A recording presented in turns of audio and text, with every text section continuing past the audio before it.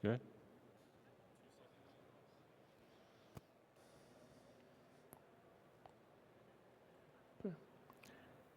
So, good afternoon. My name is Riccardo De Gaudenzi. You see my current affiliation because I'm a visiting professor at the University of Parma in Italy, but I've been working 37 years at the European Space Agency in Europe, dealing with communication system, navigation systems, and in general satellite technologies. So what I will try to do today is to give you an overview of satellite communications, trends, and challenges. I start non-technical with some points of market aspects. This picture, this slide is a bit crowded, but there are few messages that you can see from here. The data is from 2022, and you can see that we are talking about $390 billion business for the satellite, the space economy. But what is interesting is to see that the majority of the revenues are not coming from satellites or launchers, but on the contrary, they are from the ground segment and from services. And when you look at the ground segment, the main revenues are coming from navigation services, navigation equipment and navigation service. So navigation today is the largest application of satellite systems.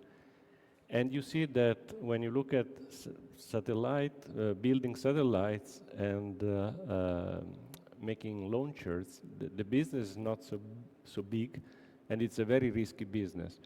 So you have to invest a lot of money, a lot of innovation with a relatively small business.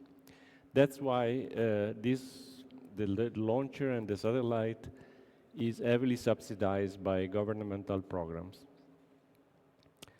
When you look at the evolution of the market in time, you see that what happened is, as I say, the growth in the last years have been mainly related to the ground segment and the services, whereas the satellite and the launcher has not been growing very much. Now the situation is changing with the mega constellation, as we will see, but this is the reality until 2021. And the main business related to satellite communications has been broadcasting, digital broadcasting. Digital broadcasting has been bringing a lot of value and a lot of revenues to satellite operators for many years. But now the situation is changing. Interactive video and streaming through internet is causing a decline in the satellite broadcasting business. And this is a major issue for conventional operators and also for satellite manufacturers, in particular for geostationary satellites. Another important aspect before going to the specific of satellite communication is related to the launcher market. For many years, Europe, thanks to the Ariane launcher family, has been dominating the market for both commercial and governmental or scientific missions. In particular, Ariane 4 and Ariane 5 have been very successful. Whereas on the United States, there was quite a decline after the period of going to the exploration to the moon and so on, until SpaceX came as a potential supplier to NASA for the launcher, as a private company with innovative solutions, and in particular the development of the Falcon 9 family has been changing completely the picture. In parallel, Europe has been facing a what was called the launcher crisis, because we had Ariane 5 end of life, Ariane 6, that is the replacement of Ariane 5, has been late, and is 4 years late. And also the Falcon has been bringing quite an important reduction in the cost of the launching in space. Here you see the different launchers organizing in sides. And a part of the Falcon and the Falcon Heavy, you see that the last launcher from SpaceX, Starship, that is under development phase, is really a breakthrough in terms of capabilities, size, and mass that it can bring to orbit. Starship is being designed not only for launching satellite, commercial satellite, telecommunication satellite, but also to bringing the man to the moon and also to Mars. So also the launch rate of these SpaceX launchers is quite amazing, also compared to the capabilities we have in Europe. And in this chart, you see the evolution. Okay, it's a logarithmic scale in the y-axis, but you see the cost on the y-axis versus the time. And you see that for many years, the cost was fluctuating, but not so much. Clearly, the arrival of the Falcon 9 start to create a major reduction in cost accessing to space. And the Falcon Heavy has been further improving. And now Starship, it's a real breakthrough in terms of not only the quantity that can be launched, but also the cost per kilogram. Whereas you see that Ariane 6, that is basically 50% less expensive than Ariane 5, is still is trying to catch up on Falcon, but is not able to compete with the Falcon Heavy. In terms of number of satellites that are the launcher market, these clearly are a projection for the future, which tends to be a bit optimistic, but you see clearly that there is a big increase in the constellation market-related launches, whereas the single satellite is more stable. So we will see now quite a number of examples. We have been talking also today about this mega constellation. They are launching hundreds or thousands of satellites. So I start now. If there are questions, I can take questions per block. So if there is any question, otherwise you have another chance after next block. Okay, so now I'll talk about non-geostationary mobile satellite networks. And I start a bit from the past, because you will see this past is still present. Stay with me and then you understand. So the first really revolutionary approach to constellation started in the 90s with the proposal of Iridium, a constellation to provide global mobile communication worldwide. At that time, the terrestrial standards were not so developed, and in fact, there was no common standard. There were regional standards, sometimes at national level. So the idea of Iridium was to bring in space a LEO constellation, 66 satellites with polar orbits, that can provide global roaming, in particular for businessmen, emergency, governmental application, these kind of things. And it was a truly innovative concept with inter-satellite link, onboard regeneration, and the idea was to, and it has been, is serving handheld type of terminals. Not the handheld you have today in your pocket, but still, at that time, they were comparable with terrestrial handheld. The only point is that the system became operational at the end of the 90s, 2002, but it was the largest bankruptcy at that time. Motorola, that was the developer of the constellation, lost a lot of money. And the situation now is the system is still alive, as you will see. There is a second generation which has been put in place after the bankruptcy. They have been wiping out all the debts, and now they are making debt positive results, but still they have some debts accumulated. They have to catch up. The system concept was very innovative at that time, as I mentioned, because the idea was that with few gateway stations, you can get connecting the system through few gateways through the utilization of inter-satellite links and onboard regeneration. So this was particularly attractive for organizations like the Department of Defense in the United States, which can have a global coverage to troops around the world, having a safe landing into US territory. So basically, this happens through RF intersatellite links. The user link is an L band, and the feeder link is in K band. This is the second generation satellite, which is an evolution of the first one. And you see it's a relatively simple satellite with a phased array antenna. and cross-link steerable, mechanically steerable antennas. The satellite is a multi-beam. It had 48 beams. You see that they are clearly distorted at the edge of coverage because of the Earth, the shape of the Earth. And the beams are moving together with the satellite. So there is quite important rate and over rate between satellite and between beams. Still, this is dealt in a seamless way by the system. And here are the kind of terminals that you can still buy today.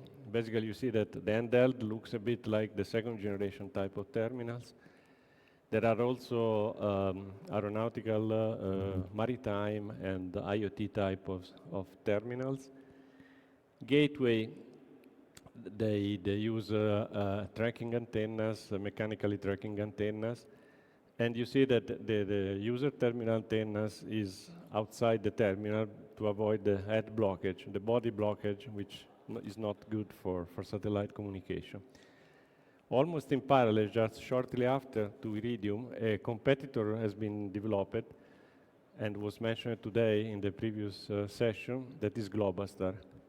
Globastar was trying to capture similar type of market, but with a different system architecture. Differently from Iridium, it's a transparent satellite transponder. So there is no onboard regeneration, there is no inter-satellite link.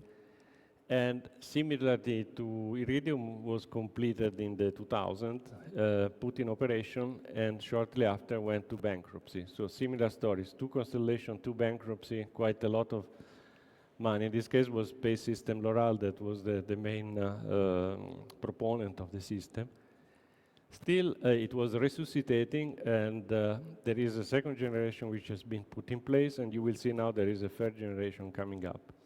So, not brilliant in terms of economical performance, but still a global system. And you see that in this case, no inter-satellite link, so it's a band pipe connecting the user terminals in LS band to the C-band, through the C-band feeder link to the gateways.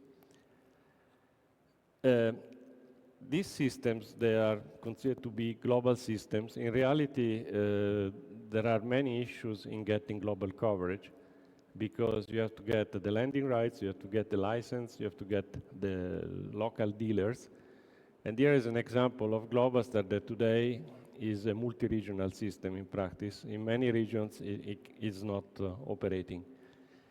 And this is related to what I say, that is regulatory aspects, but is also cost issues because the ground segment is quite expensive, and sometimes you cannot afford to deploy the global network. This is the satellite, the second generation satellite, how it looks like.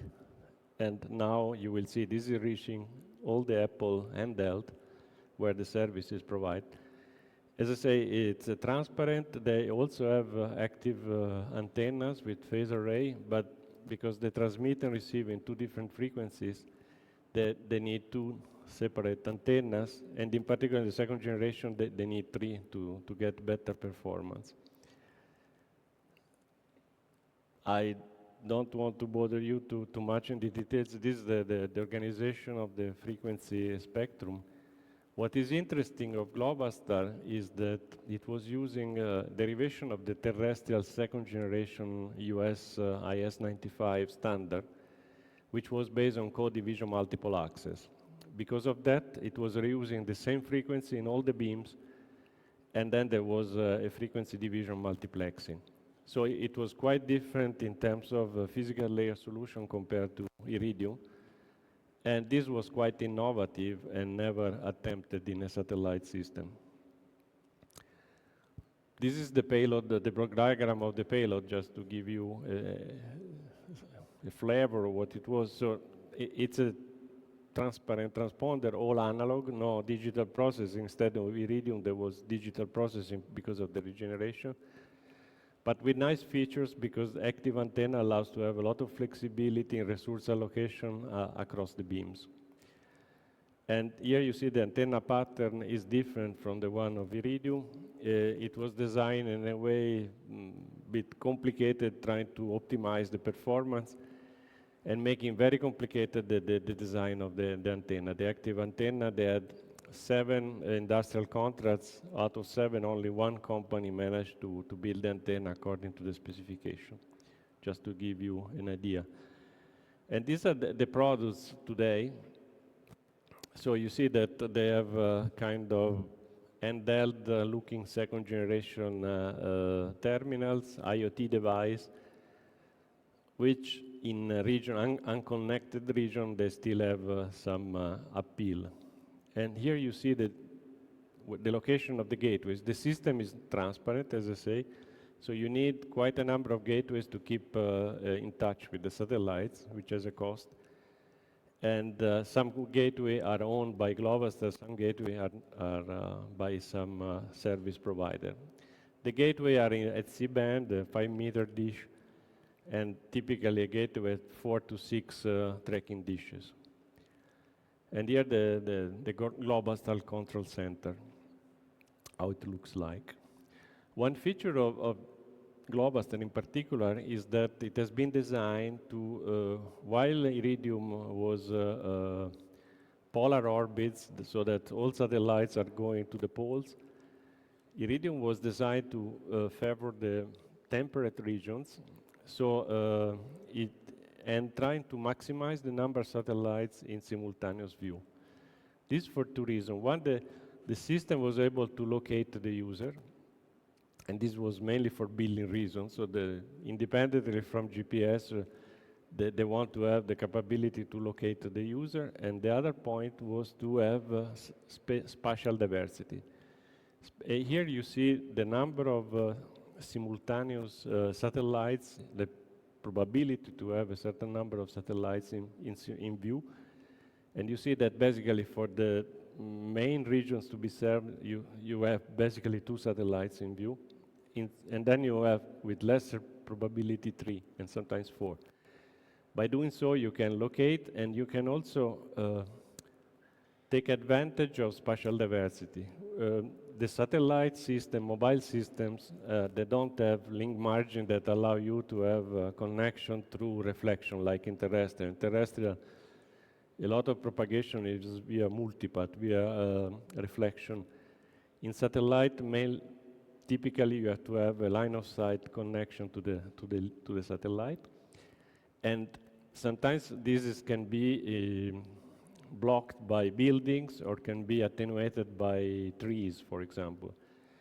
In these conditions, having 2 satellites in view allows to switch to the best of the 2 satellites or the 3 satellites in view to get better performance, better quality of service. On top of that, Globastar was combining coherently or non-coherently the signals from different satellites, so trying to recover all the energy possible with more complex signal processing on ground. So this is the past, but this past is coming back, and I will explain shortly why. And now the future. So this system you have seen, they were trying to provide the global mobile communication, but with dedicated end terminals and handheld terminals. Whereas, and the other point is that nobody wants to talk about constellation for many years after the 2 bankruptcy, investing, a part of refurbishing the constellation, there were no new initiative. But a few years ago, a private company in the United States, AST Mobile, came with the idea to develop a LEO constellation with very large antennas to reach the normal handheld, the 4G or 5G type of handheld with no modification. This means to counteract the limited antenna gain that you have in the handheld, that you need a very large antenna in space. And their proposal, which is still on the table, is to have satellites in low orbit, 500 kilometers, with 900 square meter antenna. It's 30 by 30, never seen before. You see here an image.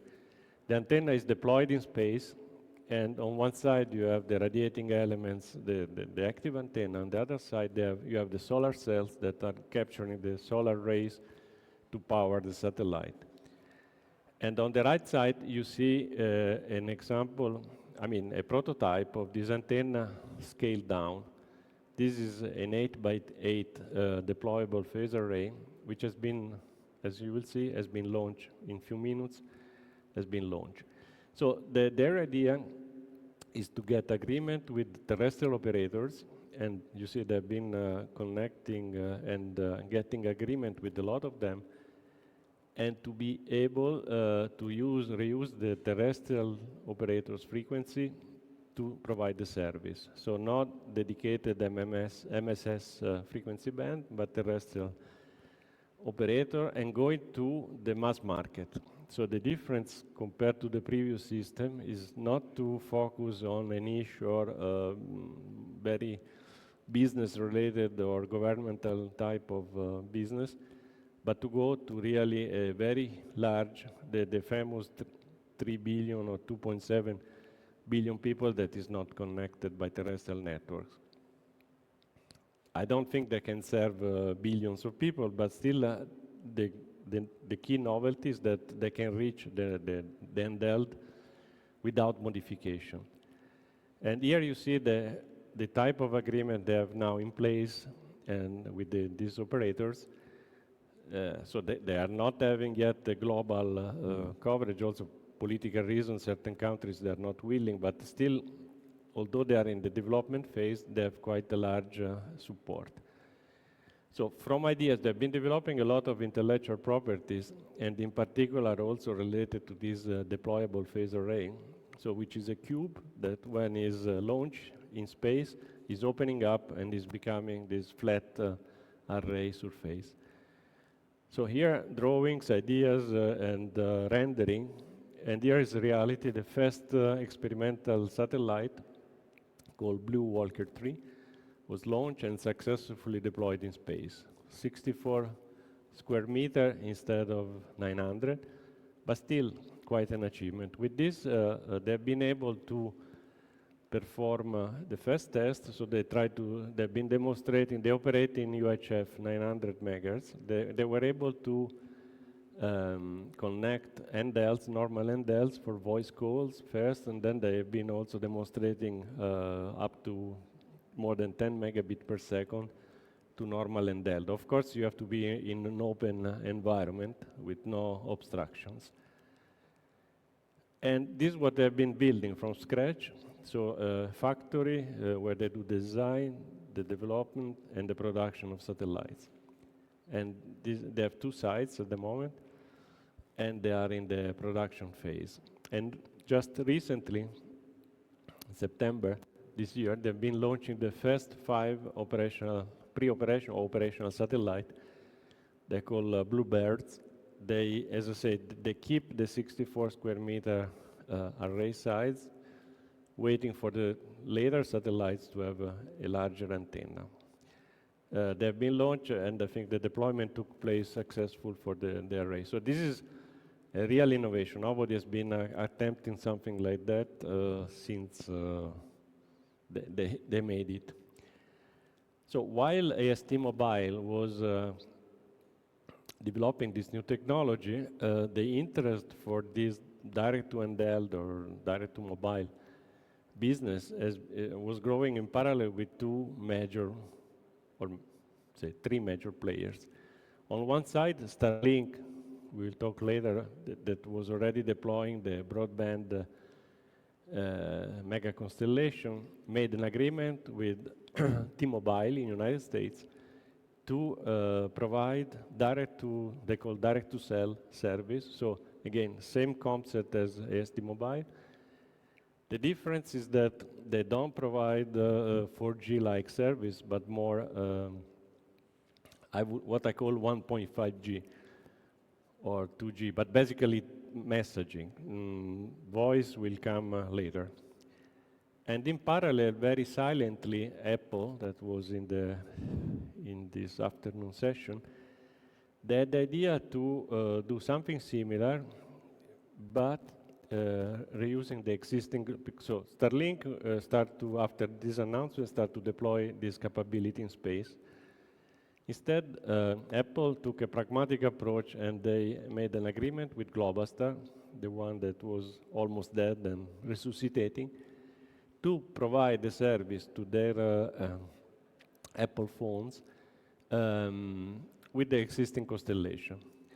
So this was a different approach, and what they did is basically invest almost $500 million in the ground segment of Globastar. So they have been upgrading the gateways of Globastar to support this kind of non-standard mode, and I think they've been leasing 50% of the spectrum of Globastar or something like that. They've been building some new gateway station to extend the coverage, and they went on the market. And now, as it was mentioned, the service is available in quite a number of countries worldwide. And all the new iPhones are having this capability to support satellite mode when you are not covered by terrestrial system. The service for the time being is free. So it's clearly something that can be very useful if you are in a situation where you cannot communicate and maybe you are in a distress condition. So, as I say, this was Apple, and SpaceX now is aggressively deploying satellites with the capability to go to the direct-to-cell capability. I think they have launched well above 100 satellites with this capability, and they want to start the service later this year, or at the moment is in experimental mode. So what they did, in a very short time, they've been adding an S-band capability on top of the Starlink Ku-band, the broadband satellite. So here you see that the large, this reflecting part is the phased array, the S-band phased array that provides this capability, and on the top part of the picture you can see the Ku-band active phased array. So they also follow with the approach of ST Mobile, so whereas Apple is using the MSS Globastar frequency, Starlink is using the PCS terrestrial band. So they have to have agreement with terrestrial operator and reusing the same frequency. The array they're deploying now, it seems to be in the order 1.2 times 1.2 meters. So compared to the 64 square meter of ST Mobile, they're much lower. For this reason, they can only provide messaging capabilities, not much more than that. But they plan to deploy larger antenna to support at least voice calls. The point is a trade-off. If you don't have good satellite performance, you can provide higher quality service for less users, or if you want to make happy a larger population of users, you have to reduce the capability of the service. So we have this wake up of the new players, we have the resuscitation of the Globastar, but also Iridium is coming back. And they announced now this new project, Stardust, whereas they want to adapt the system to support 3GPP narrowband IoT standard, which has been recently standardized in release 17 and 18. And they plan to reuse the Iridium system for getting to the, say, mass market or low-cost user terminals. For these reasons, I've been starting from something old, because all these constellations are still alive and kicking. So that's was quick overview of the mobile constellation. If you have any question.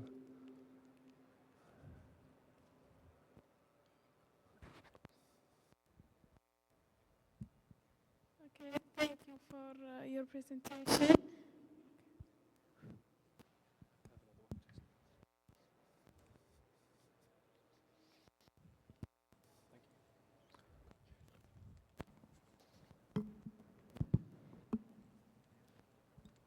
Okay, Thank you for the great presentation, Dr. Ricardo. I wanted to ask about the frequency band for the direct-to-cell from satellite to the phone. Is it okay to have different band for the uplink and the downlink? Well, normally in satellite, normally this is the case because a part of Iridium, which is a bit an exception, all the other systems, they have to use different frequency. Now, in the case of reusing of terrestrial frequencies, which is new and is under discussion also with regulatory, I think it's possible to use TDD, so use same receive and transmit frequency. But the regulations is open at the moment. Okay, thank you. More?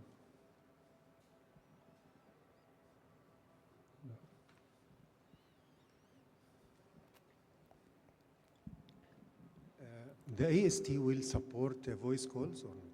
Sorry, there is AST networks will support voice calls, AST is voice and data.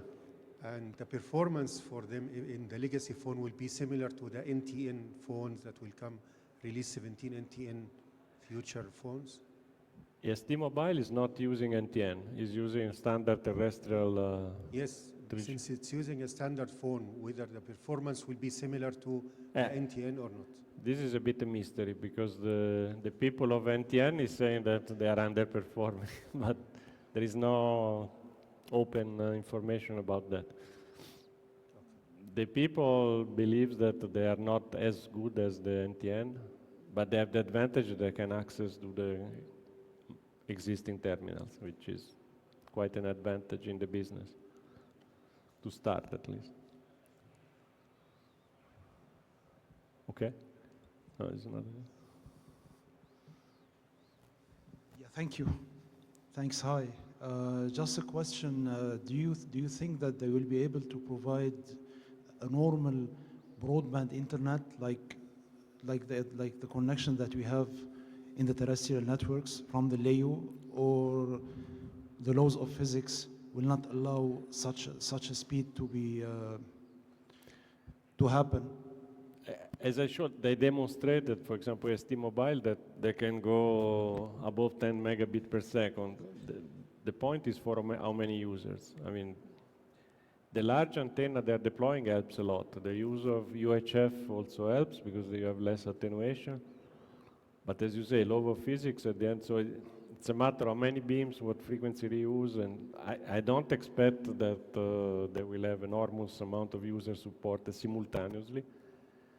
But clearly, as they are targeting people that is in low densely populated areas or in trekking or doing things like that, they may be able to satisfy this market. But the business case has to be seen. I mean, it's quite different the approach of AST Mobile that they have to make money. Apple, Starlink, they have money, so they can give it for free. Yeah, and that's why they're keeping low the expectation. Okay, I go on. Now, the real beginning of mobile communication by satellite was related to Inmarsat. Inmarsat was an intergovernmental organization that was put together to provide mobile communication to airplanes and ships. And they have been in the business now. Inmarsat is part of Viasat, it was mentioned today, but it was becoming a private organization, and they have been always operating with geostationary satellite. And I think also demonstration of today is based on this kind of technology. They have been evolving the capabilities, reaching in L-band 3G type of capabilities, so a few hundred kilobits on top of voice and no, nothing above that. But as I said, they use geostationary satellite, and with, as Arthur Clarke showed, with 3 geostationary satellites, you can cover the complete Earth. And this is a big advantage in terms of also risky business. And here you see the typical areas that are covered by the Inmarsat satellite. Now, the fleet they have is made of different classes of satellite.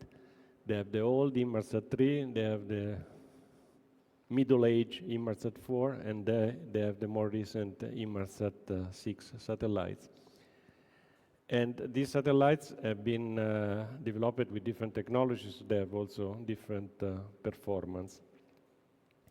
This is an Inmarsat 4 satellite. You see that it's not a 64 square meter, but they need also a large reflector because, again, the law of physics, if you want to get decent performance from geostationary, you need quite a large reflector. This case was a 9-meter reflector. It's a transparent satellite with C-band feeder links. And this is the block diagram of the satellite where just want to draw your attention to a few key technologies. One is the very large deployable antenna that you see top right. And this is a US technology. Then you need also a feed array because it's a semi-active antenna, which is also quite challenging technology. And then there is, on the left, this is the digital processor.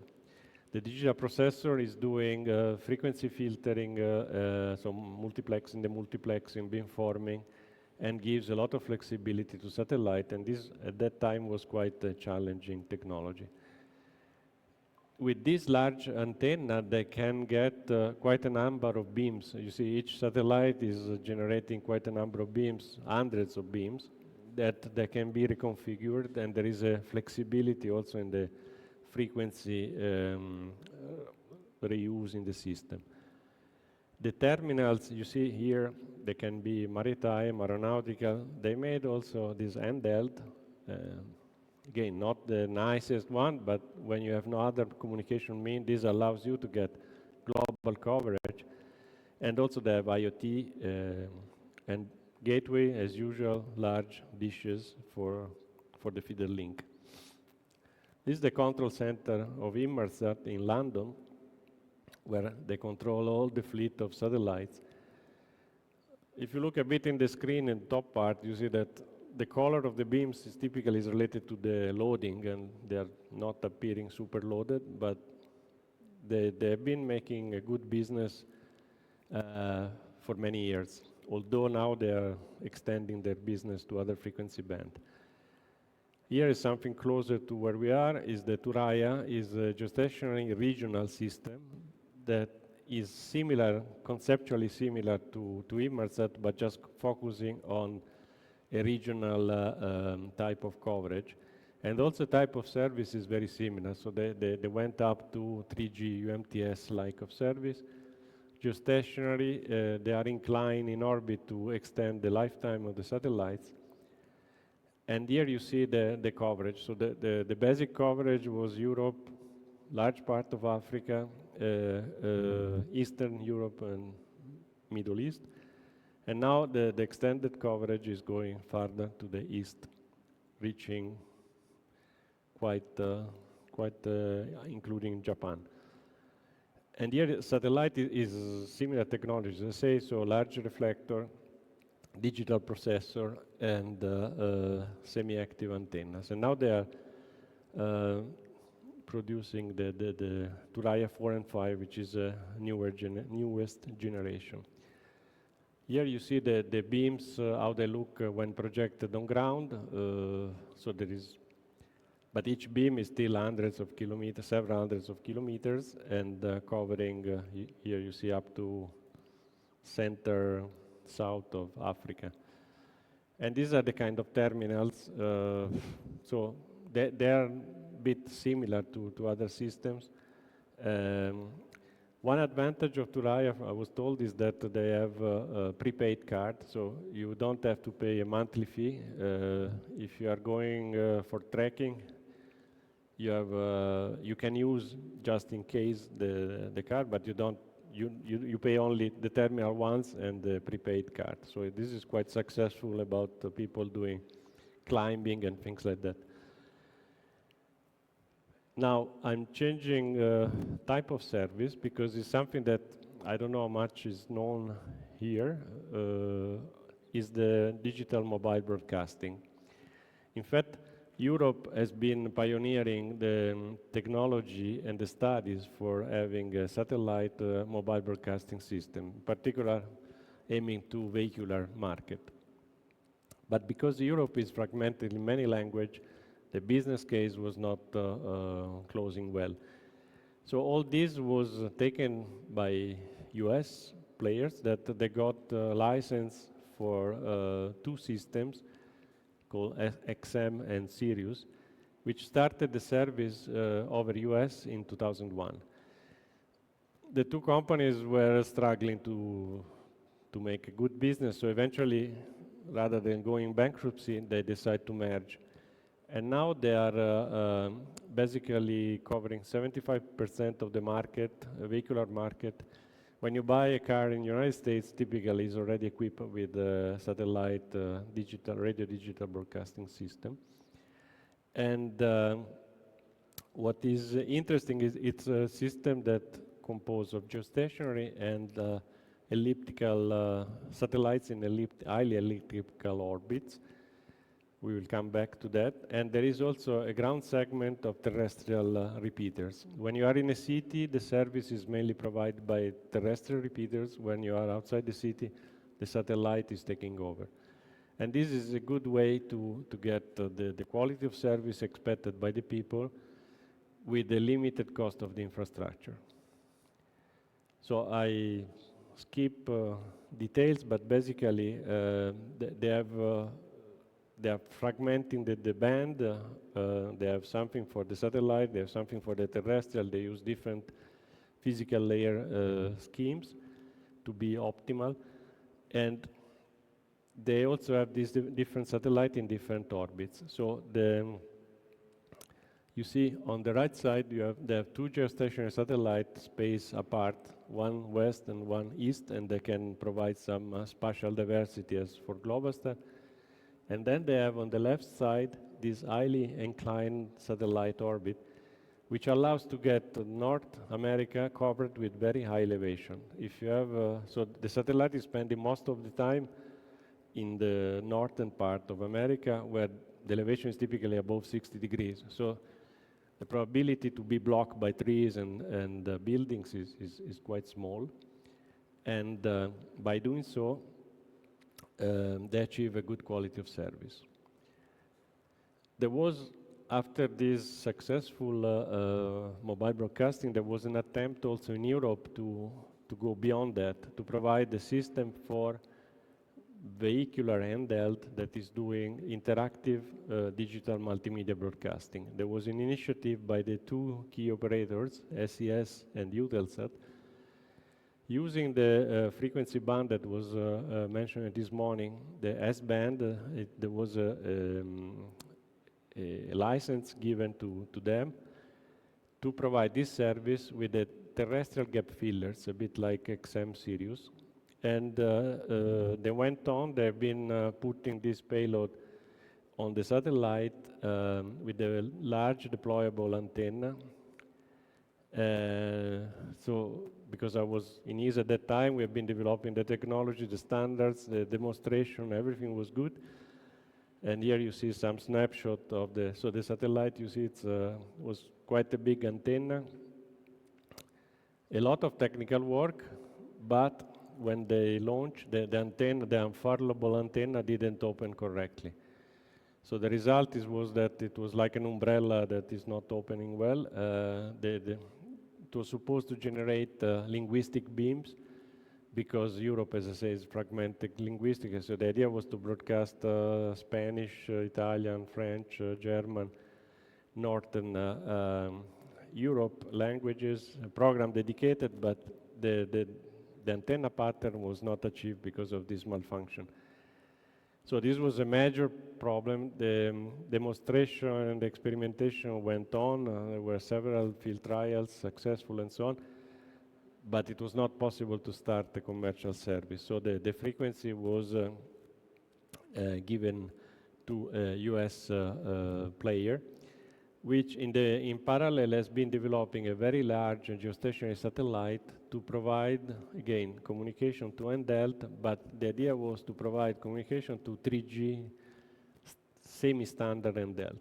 And for that, there were terminals with embedded antenna and the capability to provide support to satellite voice, low-rate voice and messaging, as today, with this very large geostationary satellite. Unfortunately, there was an operator, which I think was AT&T, but it didn't work commercially. So you see, this is the satellite, huge antenna, 18 meters deployable antenna with a very good coverage for US, which now the two satellites, one has been moved to Europe, but the business didn't develop.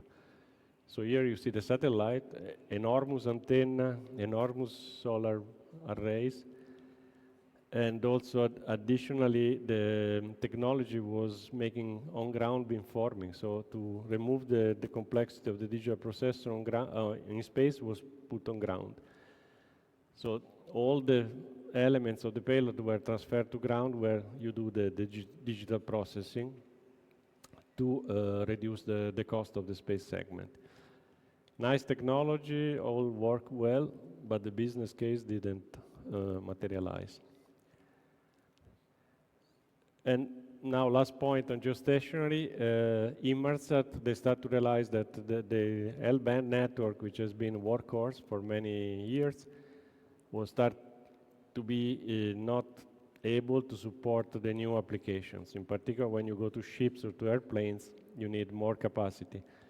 So they have been extending their network, adding geostationary satellite in Ka-band. And with this, they can go from the 3G type of service, they can go to real broadband mobile applications. So it's a similar concept as the L-band network, but they have been switching to a new frequency band. And you see also the coverage is looking a bit like the L-band fleet. And this is the kind of satellites they have. So it's, because it's K-band, so a different type of antennas, they don't have anymore the large reflector. And they also have spot beams, steerable spot beams.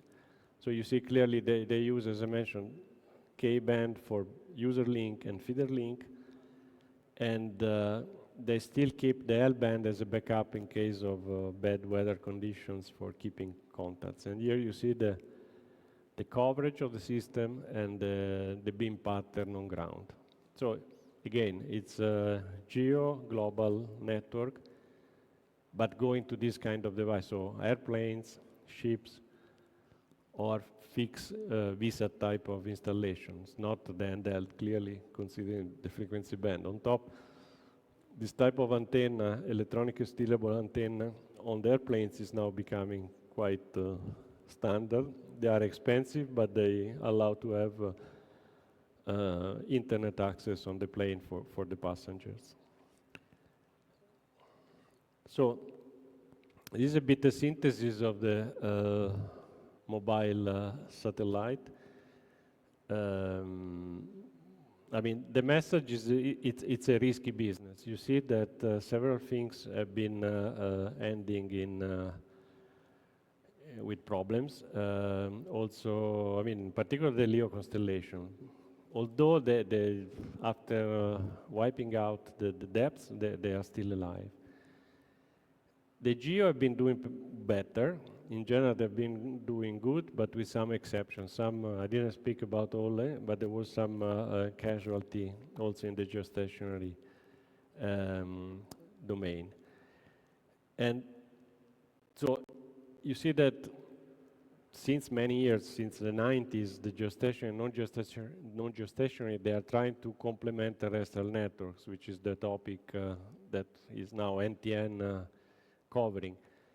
In the meantime, while they're not reaching the other 3 billions, they have been covering a lot of important user, also during crisis, during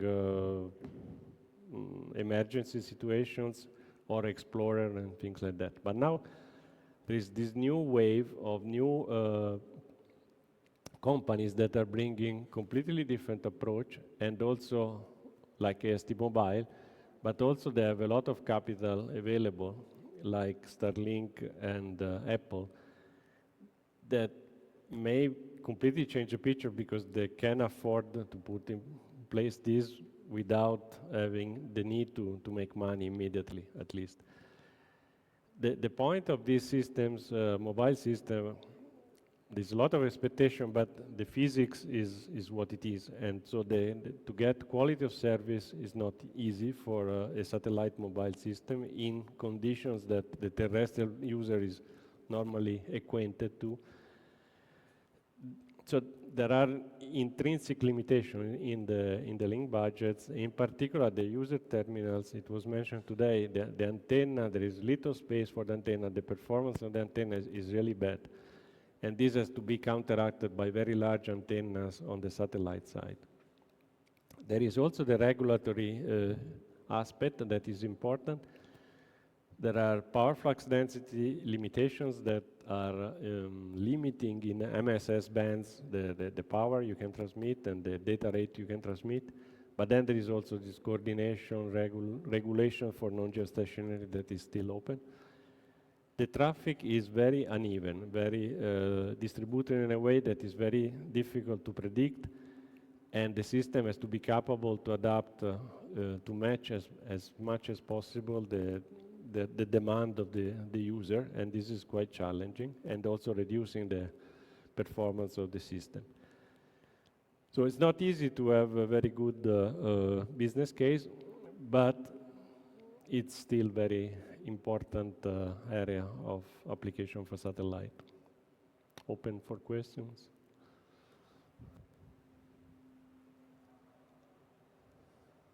No questions?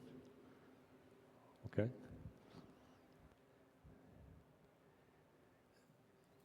And now I move to the high throughput non-geostationary networks. That is the hot topic at the moment, together with NTN, but like what is called FR2, the other frequency band where you can achieve higher data rates than the handheld terminals. This mega constellation have been putting forward the idea to have a number of satellites, unprecedented number of satellites. In the past, we were talking, you have seen 48, 64 satellites in LEO orbit. Now, we start to talk about 600, 3,000, 12,000 satellites, completely new paradigm. And this is creating pollution in the spectrum in a way that, the regulations were adapted and optimized for geostationary satellite where things were relatively simple to handle. Here we are going to face interference between geostationary and non-geostationary system sharing the same frequency band, and from non-geostationary to non-geostationary. And this is quite challenging. What the radio regulations say, I'm not an expert, but I understand is that you have to keep a separation of 10 degrees in non-geostationary satellite, having an antenna with a certain spatial discrimination. This, for very dense constellation, is a problem because it will limit the capability to use the satellites of the constellation. For mobile direct to handheld, situation is worse because the user terminal has no directivity. So there is no way to discriminate satellites that are reusing the same frequency in the field of view. For this reason, they need to split the spectrum. And there is another problem that is there may be interference between non-geostationary to geostationary. When you are passing over the equator, a LEO satellite may interfere with the geo user. And so there are techniques you will see to avoid this, but this is another issue. But in general, there is now a tendency to realize that the interference between this constellation is a serious issue that you heard that has to be handled also at ITU level. The first system that was revamping the idea to have a constellation after the bankruptcy has been O3b. That means ADA 3 billions. I mean, the idea is to serve users not covered by terrestrial, but not 3 billions at all. Anyway, they went with an idea that was moving out of the geostationary, but not too risky like the newest proposal. So they went to circular equatorial orbit that allows to reduce the latency. I think they have 8,000 kilometer height, and to provide coverage to ships, to professional users, but they need the tracking antenna on ground. And also the satellite had 10 dishes that were steerable to the user location.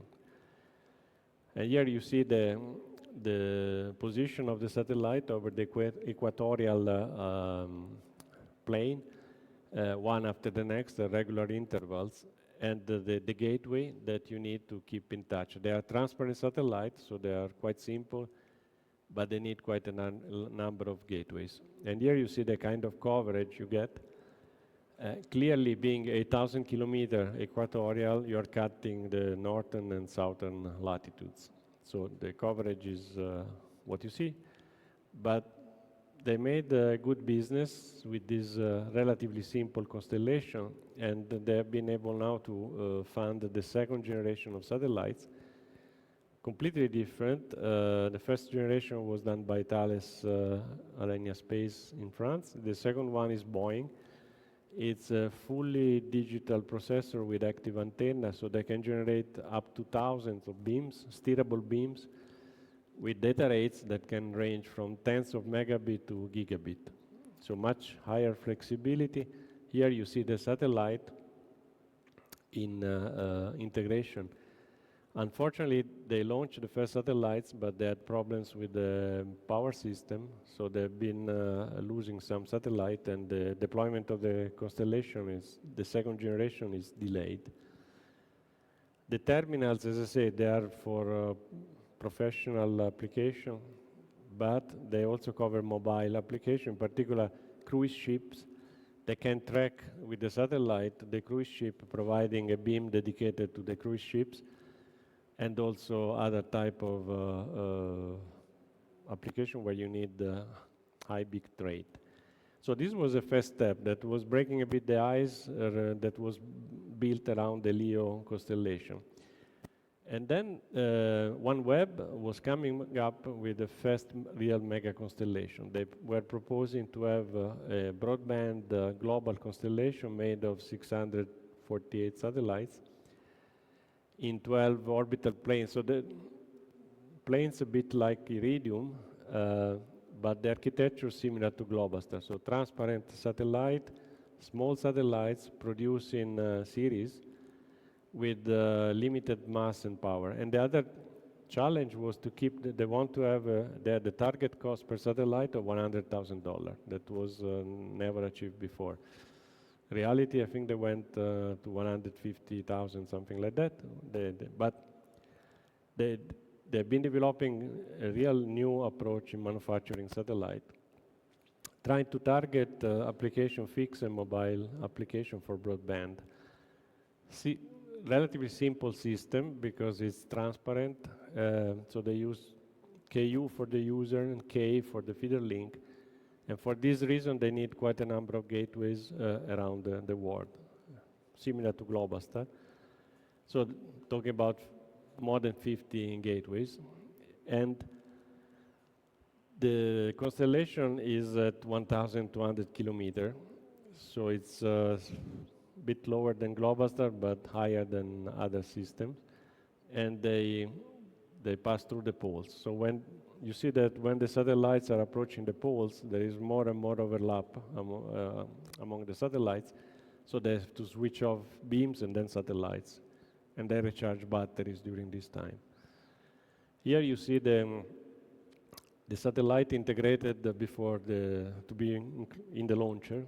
And you see it's multiple launches that were utilized. Very funny antennas.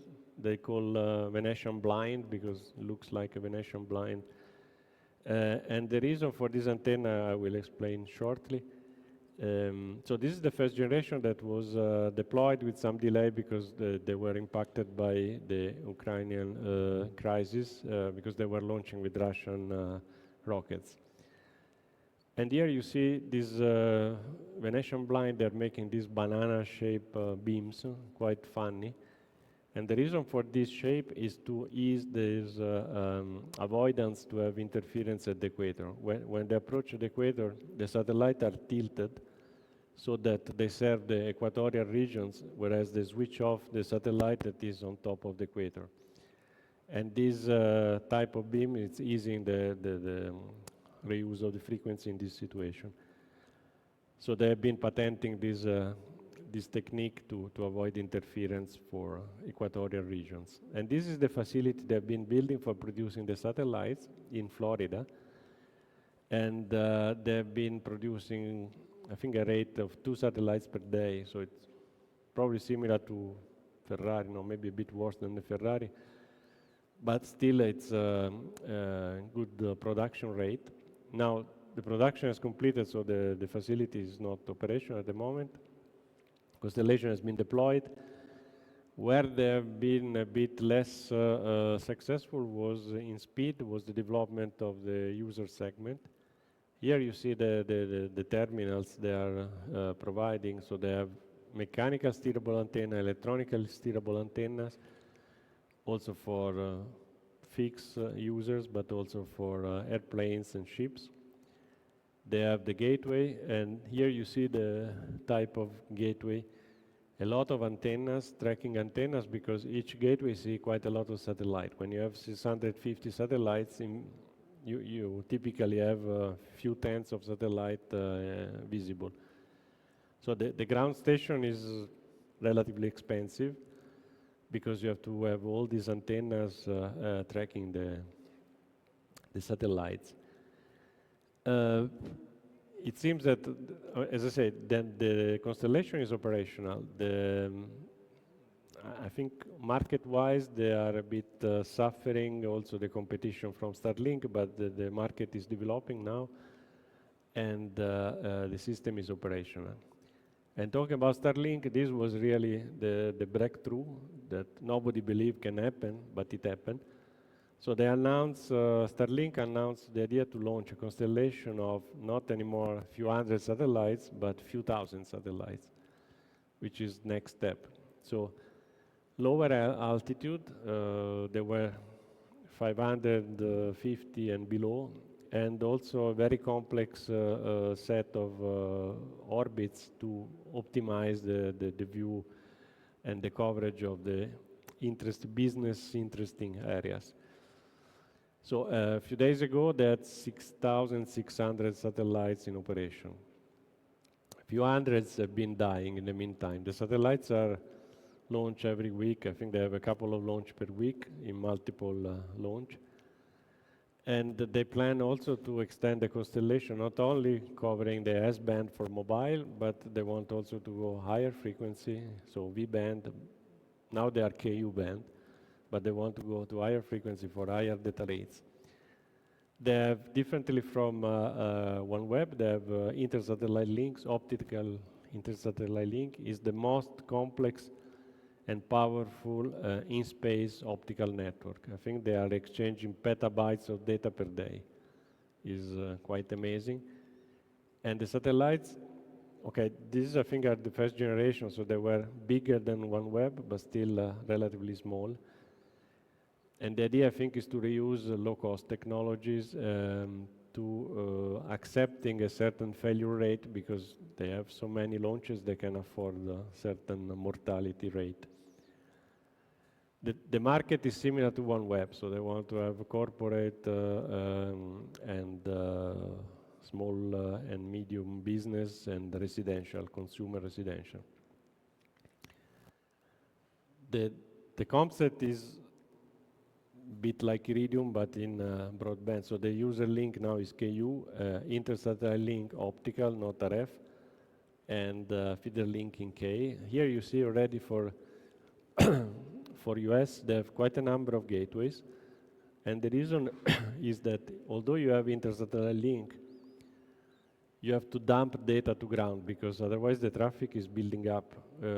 In mobile voice type of networks, the data rate for user was very small. Here the data rate is quite large. So if you start to accumulate traffic from other satellites, the system will not able to handle it.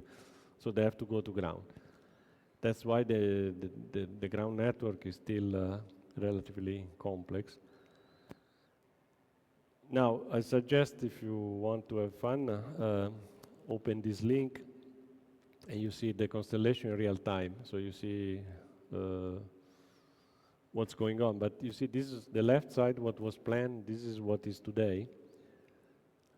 So basically, mission accomplished. They still have some satellite to be put in the right orbit, but they have an impressive number of satellites operational.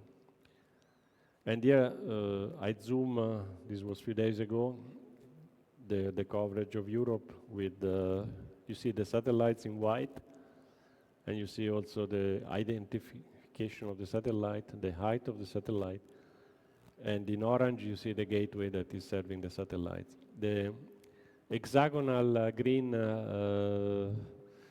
shape is the, I think they divide the coverage region in this sub-fixed region. And one peculiarity of Starlink is that the beams are kept fixed on ground. So while the satellite is moving, they try to keep the same coverage to reduce the handover rate. This is different from what Iridium was doing or other system. Of course, it's more complex on the payload side, but because they have digital processing and beamforming, they can do that. And the other innovation is the shape of the satellite. The satellite is flat. So they can stack many satellites in the launcher. This was the first generation that can stack 60 satellites in a launch, in the fairing of the launcher, which was unprecedented. Clearly, to build up a constellation like that, you need to have a many satellites launch at the same time. And this flat shape is because they use phased array and they try to make the platform flat. It's a really good idea. Now, with Starship that is coming up, you see they are the 6th launch recently, still not operational. With the first generation, they were expecting to launch 400 satellites simultaneously. Now, in the meantime, the satellites are getting bigger. Waiting for Starship being operational, where they plan to have a second generation, they did the V2 Mini, which means satellites that basically they have 4 times the throughput of the first generation and 2.5 times the mass. So they can launch less satellite on Falcon 9, but overall they are gaining in throughput and capabilities. And here you see them. Also, they change a bit. Now they are painting in black because astronomers are getting very upset because this constellation is reflecting the sun rays, and it's kind of making difficult to have astronomical observation. It's another type of pollution. It's not RF, but it's optical. So a lot of innovation on the space segment, on the architecture, but also in the user segment and ground segment. User segment, they made, I think they say that it was the most difficult part was to make the user terminal. Because they had the target of less than $500 per user terminal. Now I think they are below. But the first generation of user terminal was costing them 5 times more. So they were losing, selling, they were about 2,500. Now, apparently they reach production cost that is for sure below the $500, and they have already the 4th generation of user terminal. So you see, the user terminal is very nice. I mean, the first one on top was looking like UFO, unidentified flying object. And it was an electronic steerable antennas with some mechanical initial tracking. So the initial position of the antenna was controlled by an engine, but then it was fully electronically steerable. And now they made other models that are cheaper without motor. And now they tend to make square and flat solution. On the right side, you see the gateway. And you see the gateway is much smaller than antenna because they use lower Earth orbiting, and probably also the throughput of each satellite is lower. So it's reducing the cost of the gateway.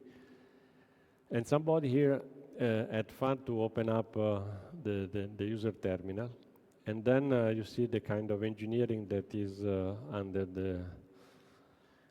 the white cover. So they have, first time there was a mass market production of electronically steerable antenna with more than 1,000 radiating elements in Ku band. And you see on the left side, these are the radiating elements of the active phase array. And on the other side, there is the electronic. So they had to do beamforming with certain number of analog chips, and then all the digital part was also included in the same PCB. So they were coming out with an Ethernet cable. So you have already the data coming out of this. And here you see the evolution of the technology of the user terminal. The first one was having much more chips, and then they reduced the number of chips, and even more in the V3, and now they are in the V4. They commercially deploy the V4. So reduction in power consumption, reduction components, reduction in cost. Amazing, nobody has been achieving this. And what is good is that you buy on internet, you buy in the supermarket, you plug at home, it's self-installing, and there is no need for any external support. This was never achieved before. And again, here you see the technology that of the V3 user terminals. They have also quite a lot of interesting things. They avoid to transmit and receive at the same time. It's transmit and receive in different frequencies, but not at the same time, to avoid having filters, RF filters. They apparently use also an hybrid beamforming, analog and digital, and probably they have similar solutions on the satellite. About performance, the system performance are, it's like ADSL. I mean, you don't have, if you have ADSL at home, you don't have any guarantee service quality. So it's depending on where you are and the time of the day. This is not the most recent, but these are measurements by user, showing that in the forward link, they are in the 150 megabit per second, but sometimes the bit rate can go down. Clearly, time passing, they are improving the performance because they are using new generation satellite, and also they are improving the system design and optimization. In the return link, they are more in the 20 megabit, but still comparable with the ADSL type of network. And a part of fixed users, the other point is latency. Latency is also variable, but overall, I think the user population is quite satisfied. So now they also provide a solution for vehicular with the certain sides, antenna sides you see on the roof. They have solution for airplanes, and the aeronautical is a market they are getting more and more impact because they are very aggressive in pricing. Also ships, and as I said, they announced now the direct to sell. So that's a bit the offer they have. So this was Starlink. That has been a revolution in satellite constellation. But there is another big player that is working on a similar concept, and this is Amazon with the Kuiper project. Kuiper conceptually similar to Starlink. They talk about a few thousand satellite, 3,000 satellite, maybe, so half maybe of the Starlink ones, but similar market segment. Difference is that, so regeneration on board, intersatellite, optical intersatellite link, K-band for the user link, not KU, and they expect this will bring them some advantage. Also, the constellation is a complex, several orbital inclinations to optimize the coverage. And they have also phased array antennas on the user segment. They expect to provide data rates a bit higher than Starlink, thanks to the use of K-band, but they also need hundreds of gateways on ground. And okay, they have secure connectivity. You see, these are the first prototypes of the user terminal. So they have different sizes of user terminals, flat arrays, depending on the data rate that you are interested on. And I think they want to go to 20, 25 centimeter square antenna. They have been assuring also access to space, signing contracts with different launchers. Among them, SpaceX, which is a competitor, has accepted to launch, and also Ariane 6 and other launchers are the New Glenn and so on. So where are they? They started later compared to SpaceX, and they have a different philosophy in terms of so they are a bit more cautious. They have been launching one satellite, experimental satellite, just to test the performance and the design, and now they are producing the operational ones. Starlink has been more stepped approach, but more massive approach. So they start to launch a lot of satellites accepting failures. Here, it's a bit more conservative approach. We will see. They will probably succeed, but they will arrive a bit later compared to Starlink. So talking about broadband non-geostationary satellites, we can say that there is a revolution ongoing. I mean, these new space, new players are really changing the landscape. And this is putting a bit on a difficult situation. The incumbent operators used to have a geostationary satellite because they are very aggressive, they are coming to a wider market, and they have very powerful systems being deployed. On top, they have low latency because with LEO they are reducing the problem of latency.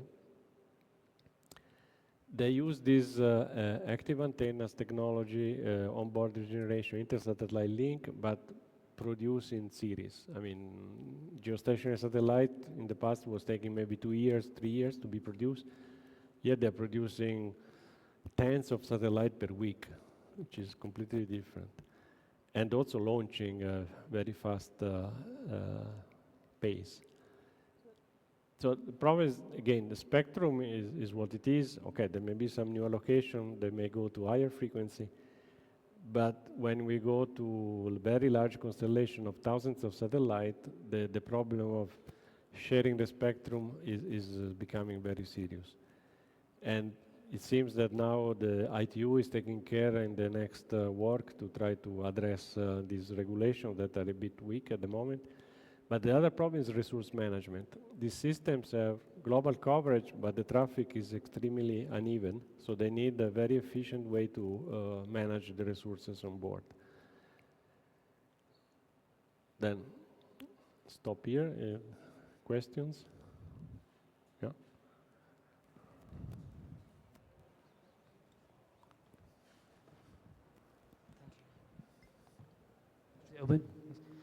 Thank you for presenting such a valuable information.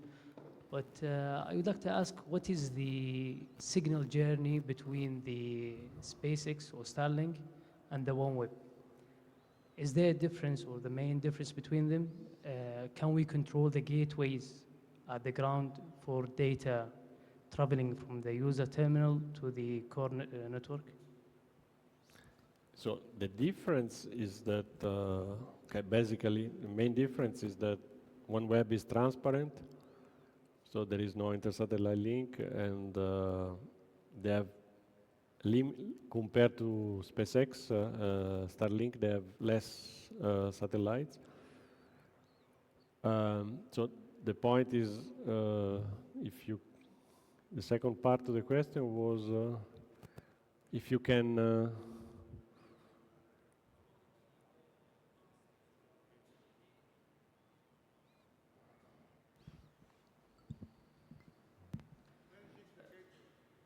sorry? The ground station from OneWeb to Starlink, can we control the ground station? As you mentioned before, that OneWeb, the ground station may be owned by local operators. But for the Starlink, I think as I understand that it's owned by the Starlink. So it's possible to control that in Starlink or on OneWeb, and what is the Now this procedure? I'm not sure.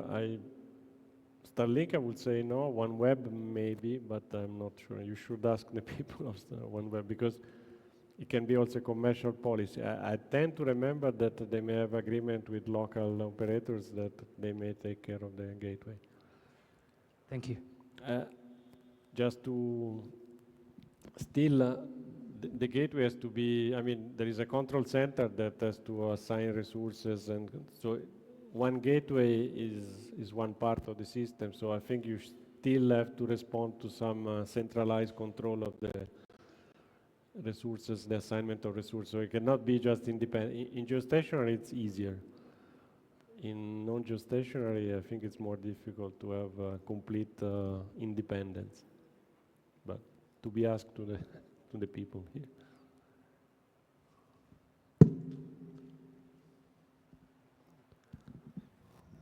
I think you finished by now, or still you have more to discuss? One. Specifically, I want to open a discussion with you, because you are the professor in these things, regarding the trend for LEO satellites versus the GEO satellites. And knowing what we know today is the costs of the LEO satellites in deploying these constellations, and the ground segment cost, and the geofencing, and the rights, and the gateways, and all these things. It seems LEO is coming with big headache and highly costed operation and monitoring and support versus the GEO. While the GEO now, you can put one ground segment, it operate on all satellites. Here you have to have a special ground segment for Starlink, for OneWeb, for Kuiper, for whatever comes next, against bandwidths. But now the fiber is everywhere, and the microwave everywhere. 5G is everywhere. So do you think, from your point of view as being deep understanding in these things, this LEO satellite, it will continue? It's a trend that it will be replacing GEO, or GEO will be there all the time? GEO is the master, and LEO is a backup or consumer product, that's it. Next topic is the geo broadband, so I can maybe complete the answer after this part, but I can anticipate that. Difficult to say, because I mean, the LEO, I don't see growth for LEO. I see it in somewhere terrestrial places not reached by fiber, or in critical zones, or in areas where there is no coverage in the meantime. But 5G is everywhere now. I mean, you know what I mean. The 5G mobile is everywhere, and with bandwidths more than 100 meg, you can reach everywhere. But it's everywhere, it's almost everywhere. Yeah, in this part of the world, especially in this part of the world. So No, from my point of view, I don't think LEO will grow. It will be still limited, few sites, probably maritime, probably oil and gas. Other than that, there's no growth. I mean, in United States, where you don't have good access to terrestrial networks when you are outside the big cities and so on, and even 20 kilometers from big cities, they are having quite some success, because, and also Starlink is taking the market of the geostationary broadband satellite, because it's less expensive and easier to install. So at the moment, I don't know, today it was mentioned, I think they are in the order of 3-4 million users for Starlink. Is it enough? No, I mean, they are still in deployment, but they have inherent limitation in the system capability. In particular, if you want to offer hundreds of megabits, I mean, they have limitation capacity. Geo, they also have and I will explain some issues. Clearly, it's a less risky business. I mean, the capital expenditure at the beginning is less. And also you can build up the capacity in a staggered way. I mean, the other one, you need full constellation agreement. The stability, I heard that Starlink is losing satellite every day. Every day they lose one satellite. Yeah, but it is designed like that. I mean, to reduce the cost, you lower the reliability. So, but from what I read, they lost maybe 400 satellites, so 10%, or a bit less than 10%. So it's becoming all it's a consumer product service. That's it. Disposable. Nothing Now, more than that. the problem is that there is also a problem of the debris. I mean, they are accumulating debris. They are saying they have full control of the satellite that are not operational. When I was in ESA, at a certain point, we contacted Starlink because we had one scientific satellite that was risking collision with the satellite, Starlink satellite, and they were not able to change the orbit, so we had to change the orbit. So control up to a certain point, in the sense that when you have so many satellites, it's likely that certain satellite you lose control, and if there is a collision, it can create a big problem because it's polluting the orbit and it can damage many satellites. In the past, there was an Iridium. I mean, Iridium is a small constellation compared to this one. There was a collision between an Iridium satellite and a Chinese satellite, and this was a major explosion in space. When you start now, I didn't mention, but Chinese are coming also with their LEO system, and they're talking about 12,000 satellites in 2030 something. G-Space, it's called. Hmm? G-Space. It's coming into Yeah. LEO also. So it's another one. Eventually, frequency, debris, and so on may create some problem. And also, as you say, satellites are failing, and then you have to continuously launch. The advantage of, I mean, SpaceX, they have access to their launcher cheap. For other players, maybe not so easy because they don't have same capabilities. At the moment, SpaceX is playing fair. They accept the launching competition. At a certain point, they may decide not to do so. But, okay, on the GEO, I still like GEO. And in fact, I'm still working, trying to get the maximum out of GEO. I can tell you also some issue. If there are no other questions on the non-geostationary, okay, then I can go to the GEO. So one problem that is less known of GEO is that when you have a broadband system, so you are trying to get 500 gigabit, 1 terabit per second GEO satellite, which is what is possible today technologically, you have to be able to send all this data to ground. In the past, I mean, a geostationary satellite was one gateway. Then, in certain cases, maybe you need 2 force gateways. The problem is that to get this throughput, you need high millimeter waves. Typically now is Ku band or higher K band or even higher. In case of rain, this is an issue because the rain can put in outage the link. And if the link is in outage, you start to lose capacity. So in the past, the solution was, okay, I have 2 gateways, I put 2 backup gateways 20 kilometer, 30 kilometer away, connected through an optical link.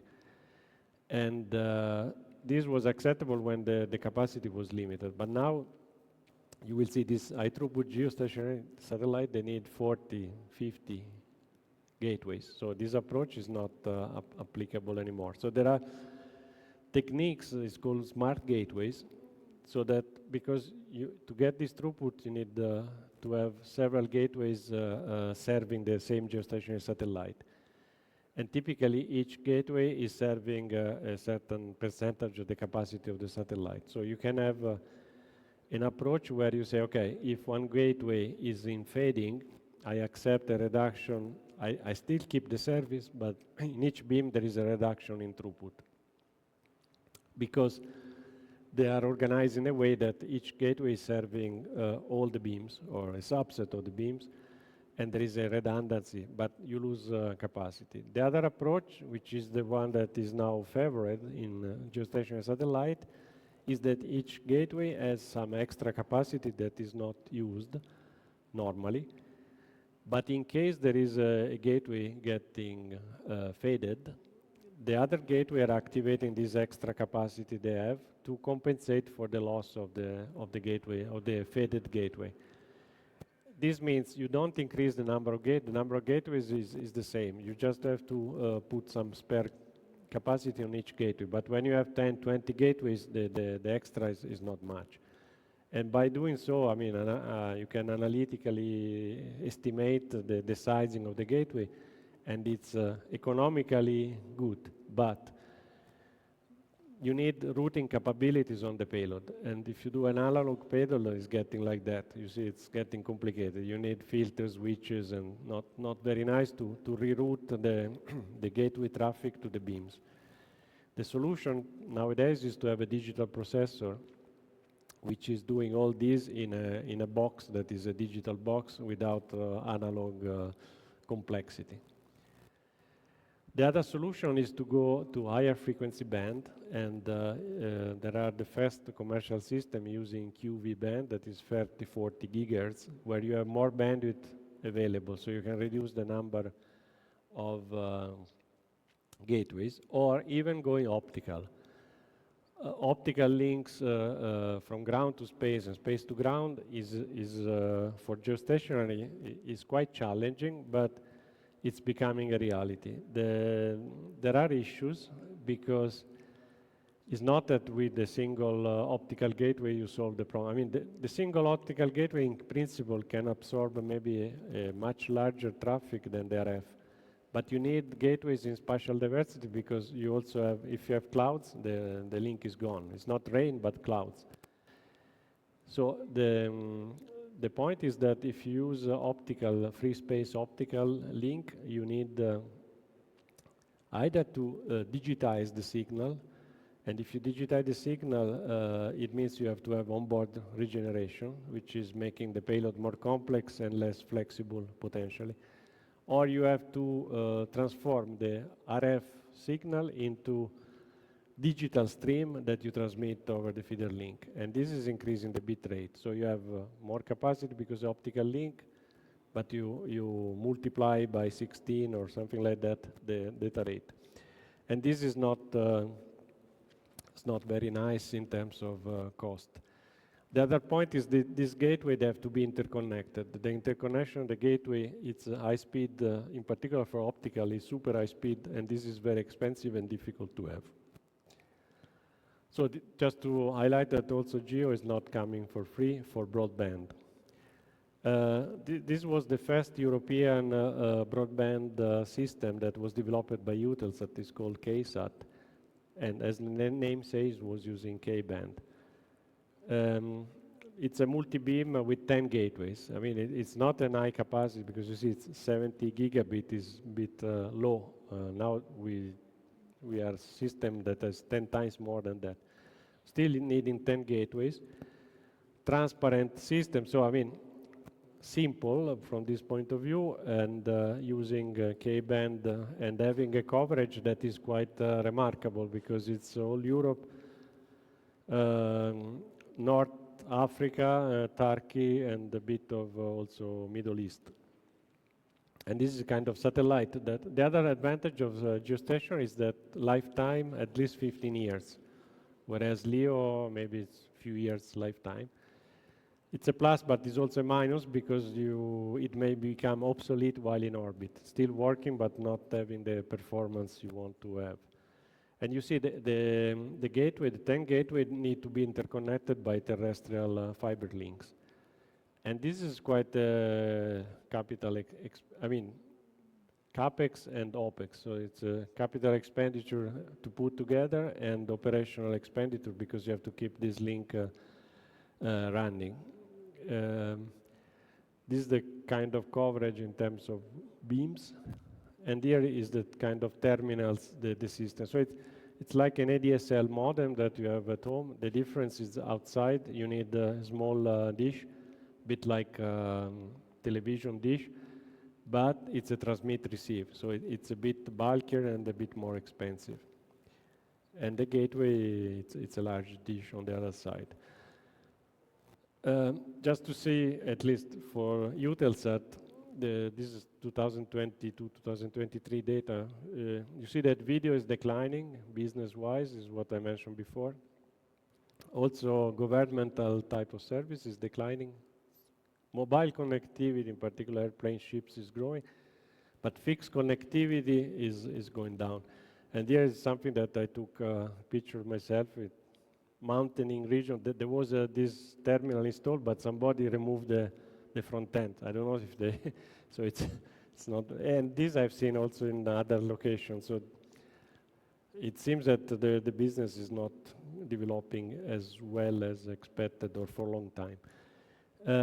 Viasat, that I think is here, is also somebody, and now it's an operator, is an important operator that started developing user terminals, but then they moved to become an operator, and they have been also acquiring now Inmarsat, and they also decide to design payloads. I mean, this Viasat 2 is still old-fashioned, sense that they've been acquiring the satellite from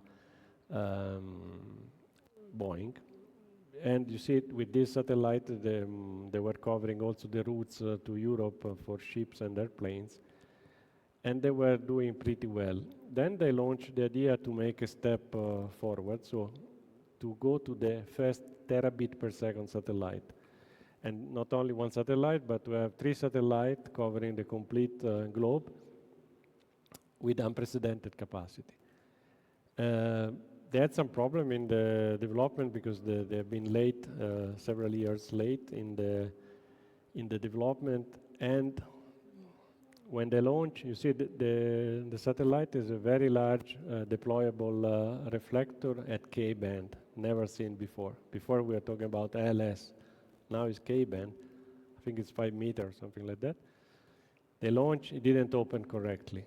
And then you see the stock of Viasat, and on top, shortly after, they had a failure on another satellite. So was not. So they lost quite a lot in value in stock market, but also the loss of the satellite that was costing more than $700 million.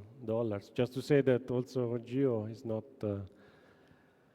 not always easy. And I think they are trying to launch now the other ones. Good news is that another competitor launched the largest geostationary telecom satellite, Jupiter 3, by EchoStar. And this is almost the double the weight of Viasat 3, but less throughput. So it's half a terabit, still quite a beast. But they can deliver hundreds of megabit per second to the user, huge solar arrays, but they didn't take the risk of a large deployable antenna, so they use mechanically deployed reflectors, and they didn't have any problem after the launch. So you see that geostationary are also trying to catch up and to provide performance to the similar to the LEO constellation with a different solution. They use millimeter waves, they use adaptive coding and modulation. They have these distributed gateways with smart diversity concept. The Jupiter, the last one, is using QV band for the feeder link, first time. And they try to also reduce the cost and the size of the user terminal. But more beams means the traffic is more and more uneven. The antenna are getting large, resource management is complicated, and also the ground segment. Here you see work we have been doing, simulating realistic distribution of the user, taking into account population density, distance from the terrestrial networks. And you see that the density is very uneven over the world. And then it's depending on the day of the time of the day and where you are. So this is this kind of histogram is showing, so we have been taking the Americas and dividing the coverage region by pixel. Each pixel is one of these bins of the histogram. And you see it's very variable. And the system, okay, it's not very readable, but if you have better quality, you will see that where there is higher density of users, you are not able to deliver the capacity required. So even using the most advanced techniques, you can try to adapt, but you'll never be perfect because it's very difficult. So this is the kind of challenge that, and also because of this distribution, the ideal 1 terabit will not be achievable. Maybe you get 300 gigabit per second, something like that. And I think that's the end of the long. Sorry for keeping you. It's a bit tiring, I guess, but that's all. Questions?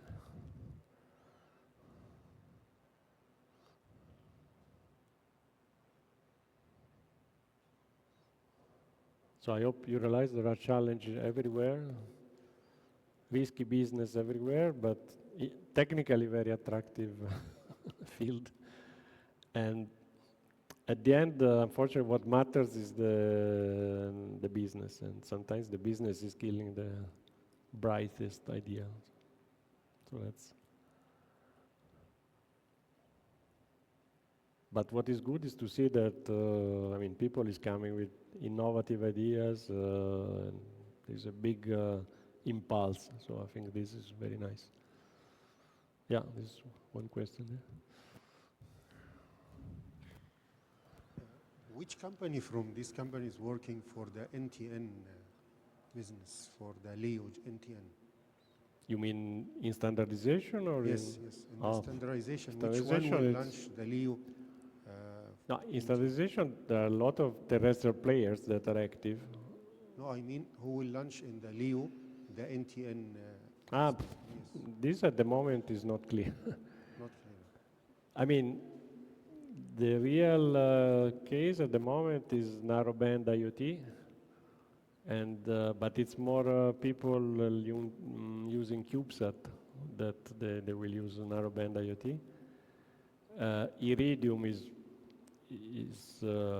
planning to use narrowband IoT, but I guess with the current constellation, so they will adopt the current. GEO, they will work on GEO, not LEO, right? No, Iridium is LEO, and the CubeSat are LEO.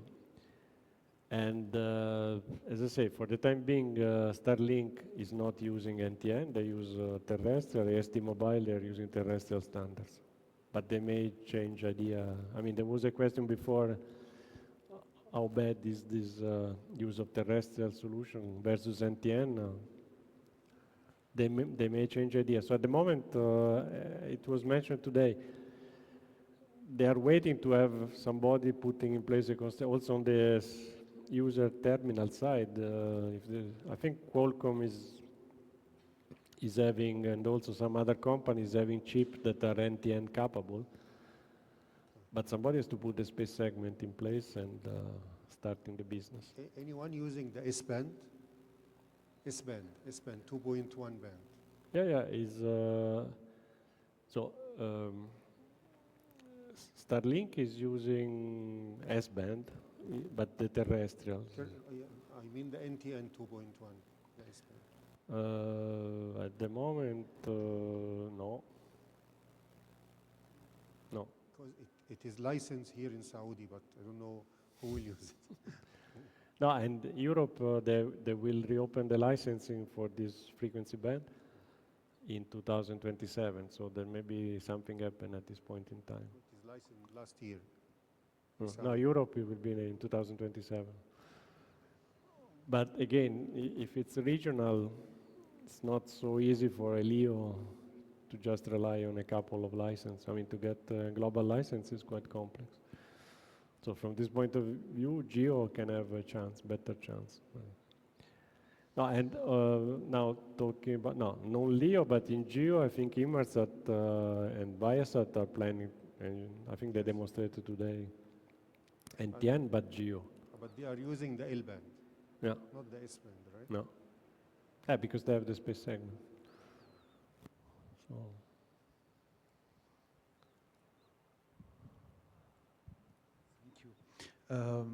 Is there a difference between the NTN standard and the terrestrial one, a big difference? no, big difference, no, it's mainly random access that is modified, so that the timers, delays, and so on.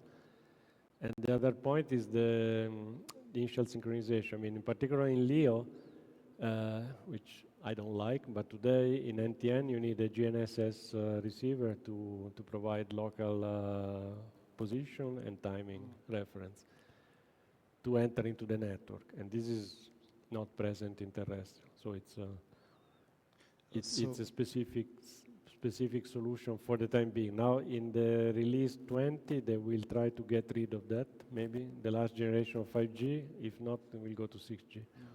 So Starlink and AST are using the terrestrial standards without any issues. They are able to work and operate without issues. Apparently, timing. apparently yes, but they don't say anything how they do it. But I think they are playing tricks because they don't touch the standard. They say they can work with standard, so it means that on board they are doing some trick. I didn't have time, but they've been putting a lot of IPs, so probably also sometimes you see in 1 year time they've been protecting stuff. That the point is that not knowing what they're doing is difficult to say how suboptimum it is, but it's an indication that you can survive without NTN at least. Thank you. Yes, maybe I can also touch a little bit on that.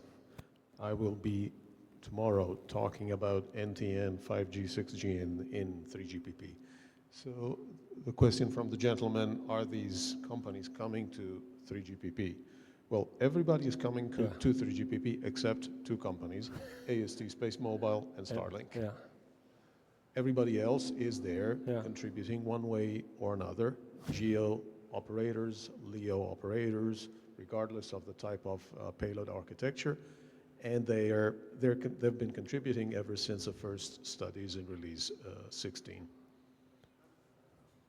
Amazon, for the first time, is sending one of their delegates.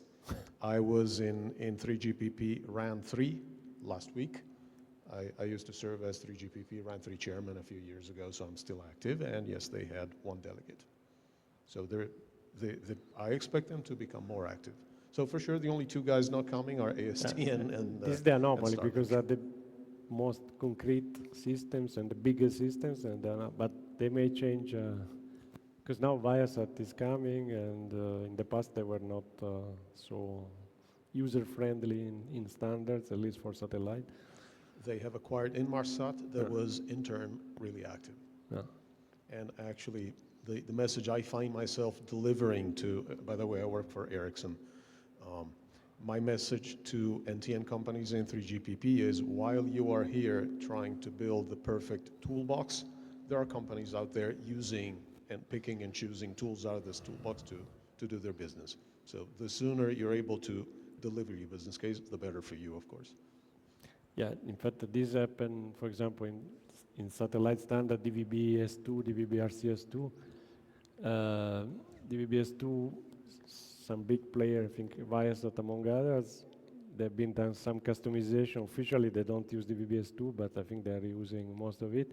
DVB-RCS2 is even worse. I mean, a lot of R&D was put there in the standard, and they pick up what they like for free, and the standard was never being materializing as successful standard. So here now the 3GPP is a bigger, so it may be that eventually they will open up. In previous DVB, the market was less big, so they remain like that. But I agree with you. Sometimes the standard is a way to give for free a lot of good ideas. Yeah.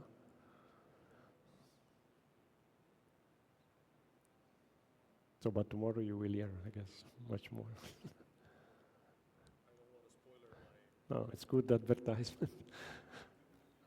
Okay. No more. So thank you for coming and have a good evening.